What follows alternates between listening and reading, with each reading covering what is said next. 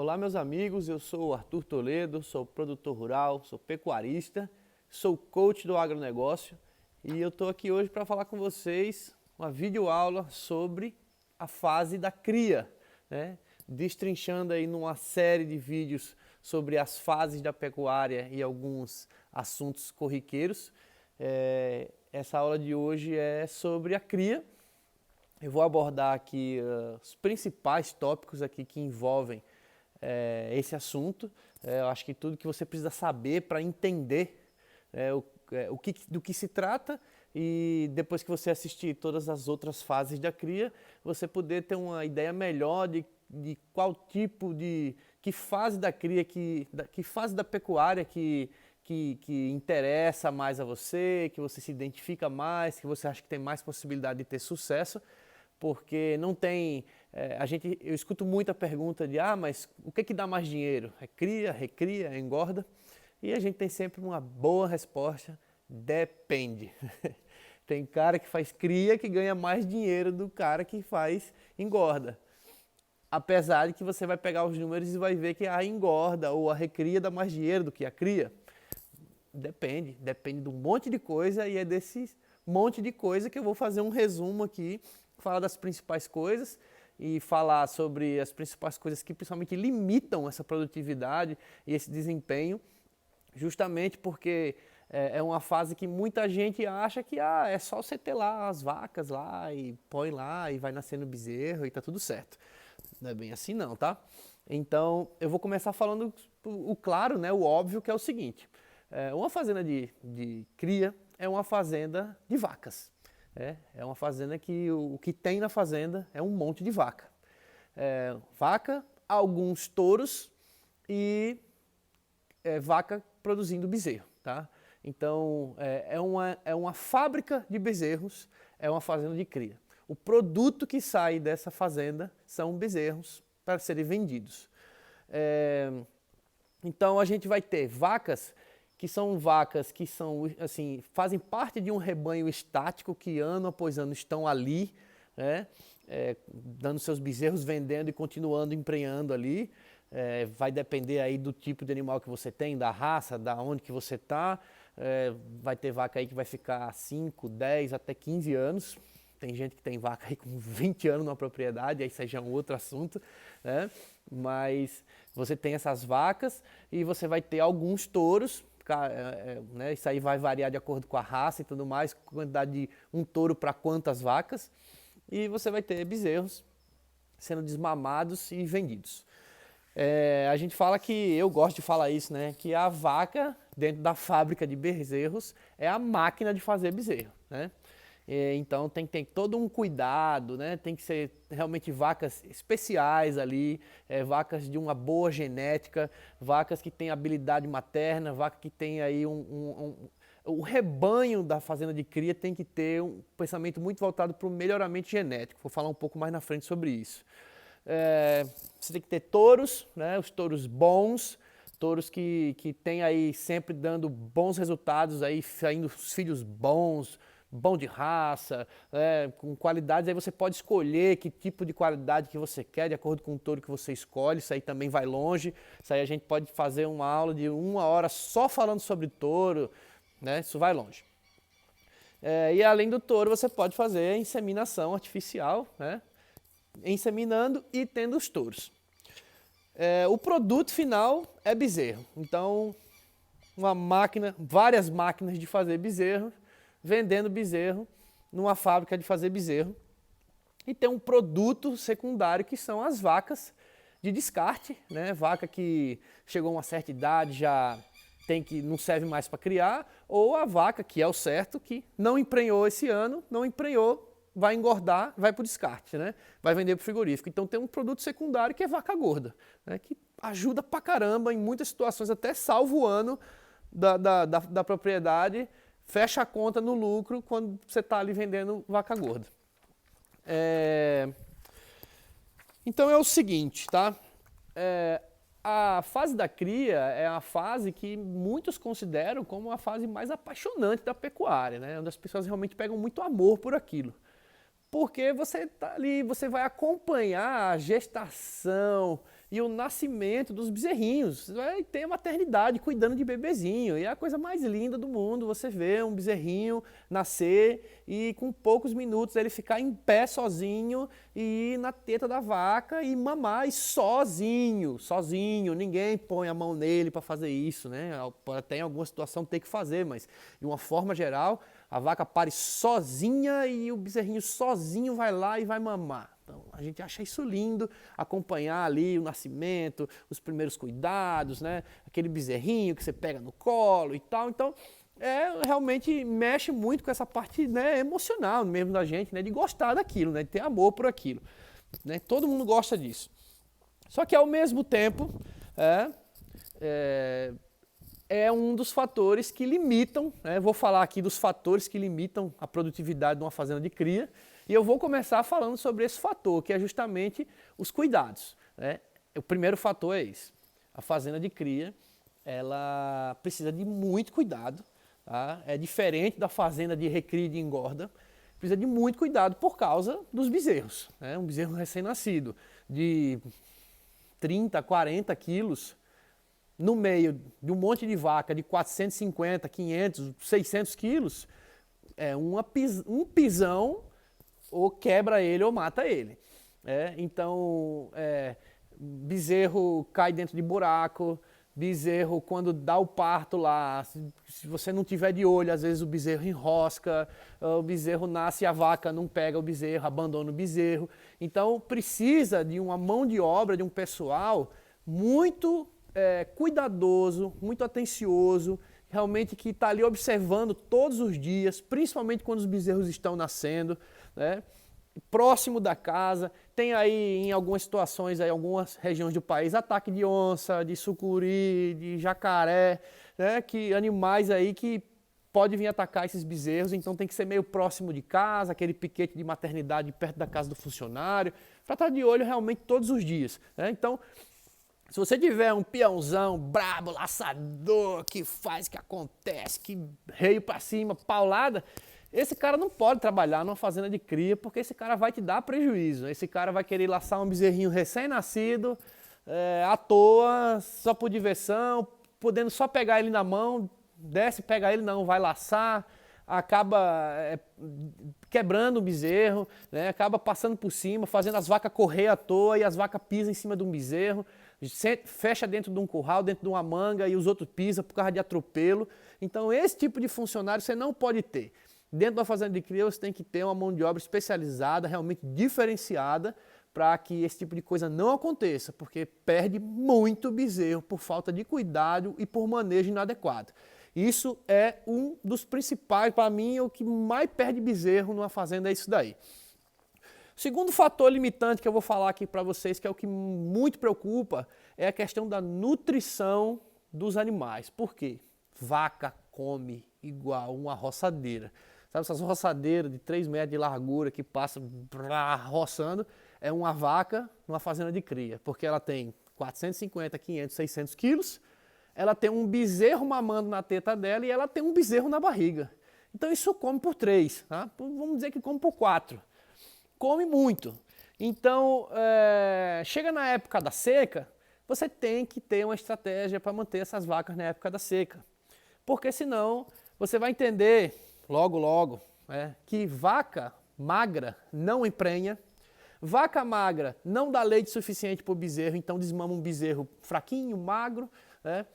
Vaca magra morre, chega na seca morre, um bezerro chupando nela ali, ó, morre, chega na seca morre muita vaca. Então é um cuidado com a comida, em ter que ter comida para essas vacas muito grande. Uma outra questão da nutrição é o seguinte, até achei muito interessante quando eu vi isso a primeira vez, né? Que as fibras musculares dos bovinos, né, quando você vê um boi ali engordando, as fibras não aumentam de número, elas aumentam de tamanho, né? Há uma hiperplasia das fibras musculares, né? Das células do músculo. Não um aumento de número de fibra, que a quantidade de fibra muscular é determinada dentro da barriga da vaca quando é um feto ainda. Na fase embrionária, que eu não vou saber te dizer agora, você precisa de um veterinário para falar sobre isso, mas é ali que que a qualidade muscular, da musculatura do animal, óbvio, junto com a genética, né, é determinada. É a parte da nutrição da mãe. Então, um boi que você vê com 21 arroba no confinamento, aquele boizão bonitão, saiba que a qualidade daquela musculatura daquele animal foi determinada na barriga da mãe. Se é uma mãe que está passando fome na seca, você vai ver aquele boi que fica com 16, 17 arroba e não vai dar nunca 21, mesmo tendo a mesma genética do outro que está ali. Né? Então, nutrição é um fator determinante. Um outro fator, eu já citei aqui de alguma forma ou de outra, é a genética. Né?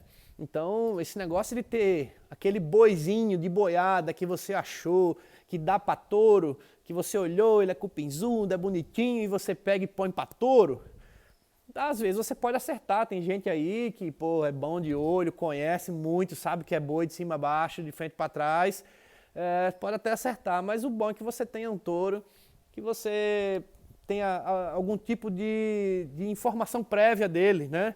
A gente tem aí a BCZ e todas as entidades aí que faz os programas de melhoramento genético, que tem toda a genealogia dos animais, quem são os pais, quem são as mães e tal. Então, realmente você ter um touro que você sabe a qualidade dele comprovada é determinante para que os filhos dele sejam bons igual a ele, e as vacas, as mães, né, as matrizes, também sejam vacas, né, de linhagem, de qualidade, para que isso determine a qualidade do seu gado, né? Porque a qualidade do seu produto, eu vou falar um pouco mais na frente sobre essa questão de mercado, né, na qualidade do seu produto. Então, tem que ter genética e tem que ter melhoramento genético dentro da propriedade. Uma das coisas que se faz, que eu falei anteriormente, é o seguinte: vaca vai emprenhar, não emprenhou, tentou de novo, não emprenhou, tentou de novo, não emprenhou, engordar e frigorífico. Tá? Porque se você deixar aquela vaca, ela vai e emprenha depois, ela já não é boa geneticamente igual às outras. Então você vai ter filhos dela, descendentes dela, filhas dela, né? Novilhas, que um dia serão suas vacas, que tem essa falha aí, né? E você ter uma vaca que come o ano inteiro e não te dá um bezerro, é um prejuízo enorme isso daí, tá? E aí a próxima questão, né, que são fatores determinantes, é a questão da sua estratégia, né? Tem gente que tem touro o ano inteiro solto no meio das vacas, e essas vacas emprenham o ano inteiro, assim, quando elas dão cio natural com a natureza. Então você vai ter o ano inteiro o bezerro nascendo. O bezerro nasce hoje aqui, nasce outro ali amanhã, nasce outro semana que vem, nasce outro daqui a 15 dias. E você tem sempre um lotinho de bezerro, que um bezerro é maior, um é menor, o outro é maior, um é menor. Né? Como é que você faz para juntar, para vender isso? Tem gente que prefere assim, porque ele quer ter todo mês 1, 2, 3, 4, 5, 10, 20 bezerros para vender, ele quer ter bezerro todo mês para vender. Se ele desmamar todo mês um pouquinho de bezerro e vender todo mês, ele está feliz. Mas, né, o pessoal que estuda, que faz conta, já chegou na conclusão de que você tem que ter uma estação de monta, que você tem safra de bezerro, que em 2 meses do ano você vai desmamar todos os bezerros e eles vão sair todos com a mesma idade. Uma vez por ano você desmama bezerro. Uma vez por ano, a estação de monta, você põe aquele touro no meio das vacas por um determinado tempo ou faz inseminação artificial e touro. Inseminação artificial e touro, ou só o touro. Né? Se tiver inseminação artificial, tem que ter um touro de repasto, porque a inseminação não dá 100%. Mas o fato é esse, você tem que juntar num período do ano para que você, num período do ano, esteja só nascendo bezerro naquele período, e depois só desmamando bezerro naquele período, e você tem um lote homogêneo de bezerro, tudo igualzinho, tudo da mesma idade, e você vende melhor isso daí. Porque quando você vai vender, tem o maior e tem o menor, o comprador ele olha para o menor e fala: eu não posso pagar esse valor porque esse bezerrinho é desse tamanho aí. Ó. Ou vai no peso, ele é mais leve. Então, você tem que ter um lote igual, isso aí é padrão para qualquer coisa que você vai vender. No meio da pecuária, lote homogêneo, lote igual, de qualidade, da mesma qualidade, do mesmo peso, da mesma idade. Isso aí é determinante para que você tenha uma melhor relação comercial na hora que você for vender. Tem gente que prefere ter bezerro o ano todo, a cada 1 mês, 2 meses, ter 20, 30 bezerros para vender, um maior, um menor, um fio de um touro de um jeito, o outro touro é de outro jeito, sai um orelhudo, o outro cabeçudo, o outro... Né? Aí é gosto, né? Mas a gente sabe, fazendo conta, melhor coisa é a estaçãozinha de monta, né? E essa estação de monta, qual é o mês que eu devo fazer isso, Arthur? Depende da sua disponibilidade de comida, da sua pastagem, da época do ano. Isso aí vai variar de acordo com a região, tá? Então, é o seguinte, nessa região centro-sul do país, né, a gente vai ter aí uma estação de monta, a hora que você põe vaca para cruzar com touro ou inseminação, em janeiro, fevereiro e março. Você vai ter animais que foram emprenhados ano passado, e nasceram ano passado desmamando em maio, junho e julho, e nascendo esses bezerros que você inseminou no começo do ano, em janeiro, fevereiro e março, eles nascendo em outubro, novembro e dezembro, tá? E aí tem as estratégias de, o bezerro ele vai nascer, né, antes da época das águas, porque um bezerro nascer na época da chuvarada dá problema, né? O bezerro nasceu e 3 dias de chuva em cima dele é muito fácil que ele morra, né? Ele vai desmamar ali antes da seca, né? Porque um bezerro que chega ali no finalzinho tá com 6, 7 meses ali, ou 5 meses, e chega na seca, ele vai desmamar leve, porque não tem condição de pasto e tal. Então, isso aí dá uma aula de mais 1 hora só falando de estação de monta, dessas estratégias. Isso aqui é para que você tenha noção, ideia de que existe, né, toda essa estratégia de estação de monta, de época certa para emprenhar, época certa para nascer, época certa para desmamar. Por uma série de motivos, tá?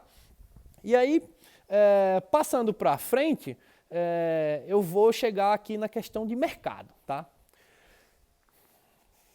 O mercado do bezerro, já que é uma fábrica de bezerro que vende bezerros, depende da região, tá? Em algumas regiões, bezerro vale ouro o ano inteiro, tá? É a região aqui de São Paulo, que é uma região que não tem muito criador em número, que não supre a necessidade do estado de cria, a cria tem que vir de outros lugares, o bezerro sempre vale ouro. Então, se você tiver um bezerro, você vai vender. Bom, ruim, cabeçudo, orelhudo, vai vender do mesmo jeito. Mais caro, mais barato, mas você não fica com, nossa, ninguém comprou. Não, alguém vai comprar, vai ter alguém que vai comprar, tá? Porque não tem. Você vai para a região norte, Pará, Rondônia, né, até o Mato Grosso mesmo, são propriedades muito grandes e tem muita propriedade de cria, né? Então o bezerro ele continua sendo um bom negócio, mas ele já não tem aquele apelo que tem aqui em São Paulo, por exemplo, né? Por quê? Porque tem demais. Tudo que tem muito, né, tem muito no mercado sobrando, o preço tende a ser um pouco mais baixo, né?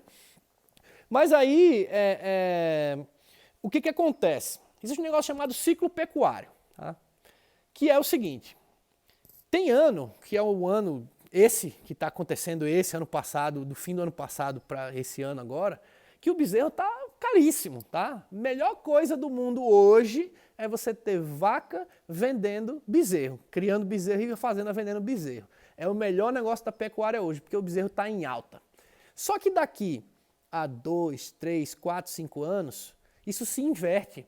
E o preço do bezerro vai lá embaixo e o bezerro não vale nada. Para te dar uma noção, tá? Há 2 anos atrás, um bezerro macho, aqui no estado de São Paulo, eu vendi a R$1.000, um bezerro desmamado, um bom bezerro desmamado, estava por R$1.000. Hoje, um bom bezerro desmamado é R$1.800. Tudo bem que houve alta de arroba, né, uma alta muito grande aí no ano passado e tal, mas você tem uma noção. E daqui a 3, 4 anos, esse bezerro vai estar lá embaixo de novo. É o ciclo pecuário, que isso tem a ver com abate de fêmeas, que aí como não tem fêmea, começa a faltar bezerro, o preço do bezerro vai lá em cima. Aí o cara vê isso hoje, começa, opa, vender bezerro é o negócio melhor que tem. Abandona as outras fases e fala, só vou criar. Só que todo mundo faz o mesmo. Aí você emprenha uma vaca hoje, para ter um bezerro ano que vem, daqui a 2 anos você vai vender o bezerro que você está emprenhando hoje. Mais ou menos isso, né? Entre emprenhar, desmamar e você, né, vender, você vai ter aí quase 2 anos.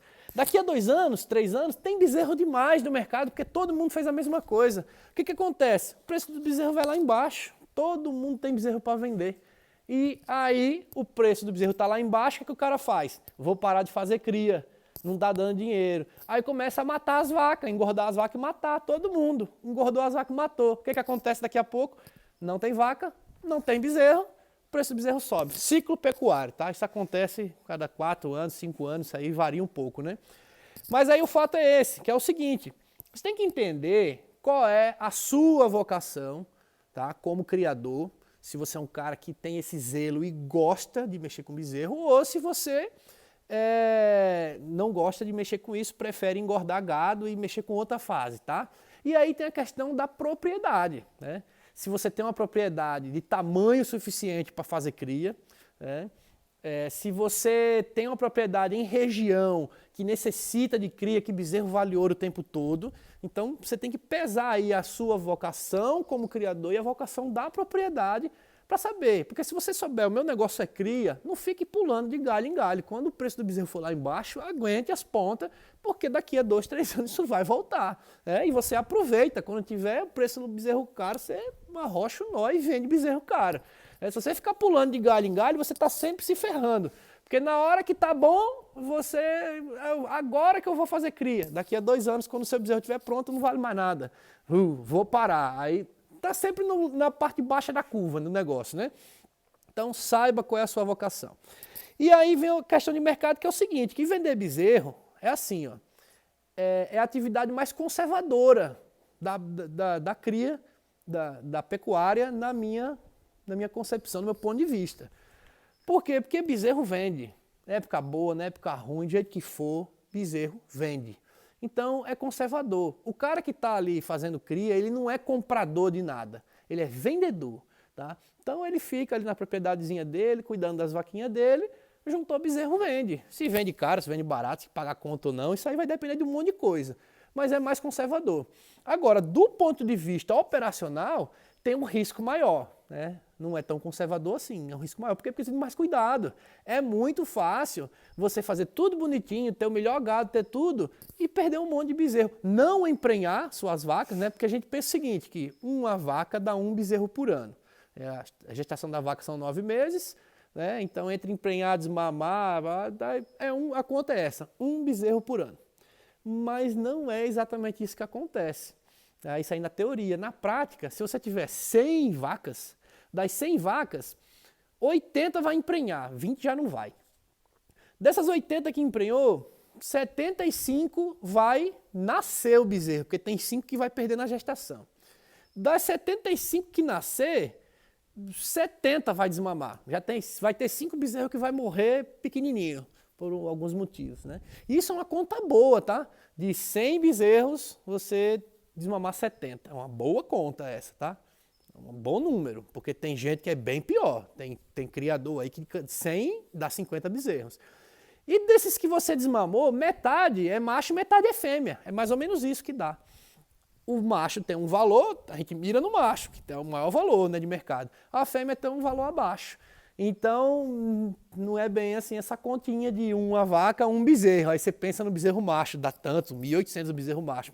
Tem as fêmeas. E você não vai ter 100% de bezerro não, tá? E isso está envolvido com a nutrição, está envolvido com a genética, está envolvido a época do ano. Tudo isso que eu falei anteriormente está envolvido nisso daqui, né? No vender o seu bezerro. E então, assim, o cara, para ser criador de vaca e vendedor de bezerro, ele tem que tomar muito cuidado, ele tem que ter um bom produto, e aí vem a parte de mercado que eu estou falando, de ciclo pecuário, de época do ano, e aí tem um outro detalhe que é a questão comercial, que é a seguinte. Eu falo isso para você porque eu converso muito com o produtor rural do Brasil inteiro, pecuarista do Brasil inteiro, e às vezes você conhece um cara que é criador lá no Tocantins. O cara tem uma fazenda de cria no Tocantins. Aí você aqui em São Paulo fala, opa, achei um cara aqui. Aí você fala, cara, pô, quando você for desmamar, conversa, quando você for desmamar seus bezerros, eu compro seus bezerros, porque aqui em São Paulo vale ouro, dá para eu comprar no Tocantins e trazer para cá.